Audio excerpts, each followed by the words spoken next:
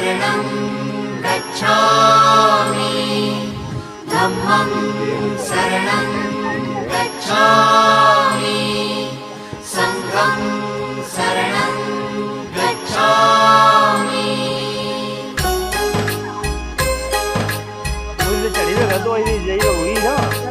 बुद्धं शरणं गच्छामि धम्मं शरणं गच्छामि संघं शरणं गच्छामि त्याग मूर्ति तू शांत चित्त तू योग रूप संसारी